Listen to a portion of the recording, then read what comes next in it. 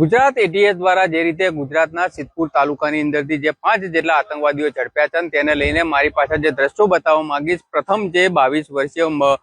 મોહમ્મદ નામનો જે આતંકવાદી હતો તે ખડિયાસણ ગામની અંદર તેની તપાસ કર્યા બાદ હવે જે એટીએસની ટીમ છે તે હૈદરપુરા ગામે પહોંચી છે। હૈદરપુરા ગામે જે મોહમ્મદ નામનો આતંકવાદી ઝડપાયો હતો એ જ મોહમ્મદ નામના આતંકવાદી અત્યારે સુન્ની હનીફ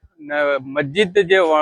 ટ્રસ્ટ છે ત્યાં આગળ અત્યારે એટીએસની ટીમ મોહમ્મદને સાથે રાખીને આ મસ્જિદની અંદર સર્ચ તપાસ કરી રહી છે, કારણ કે મોહમ્મદ નામનો જે આતંકવાદી અહીંથી ઝડપાયો હતો આ જ આતંકવાદીઓ જે 5 જેટલા ઝડપાયા છે તે મોહમ્મદના ઘરે અવારનવાર અહીંયા બેઠક કરતા હતા તેવી શંકાના આધારે મોહમ્મદ જે અહીંયા મસ્જિદ છે તેની અંદર નમાઝ પઢવા આવતો હશે તેની પણ અહીંયા જે રીતે ઝીણવટ ભરી તપાસ કરવામાં આવી રહી છે, કારણ કે મોહમ્મદ નામનો જે આતંકવાદી ઝડપાયો છે તે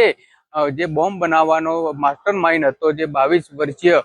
તેને સાથે રાખીને તે બોમ્બ બનાવવાની સામગ્રીની અંદર સામેલ હતો કે કેમ તે દિશાની અંદર અત્યારે એટીએસની ટીમ હૈદરપુરા ગામ ખાતે પહોંચી છે અને અહીંયા મોહમ્મદની સઘન તપાસ કરવામાં આવી રહી છે। ભરત પ્રજાપતિ, વીટીવી ન્યૂઝ, પાટણ।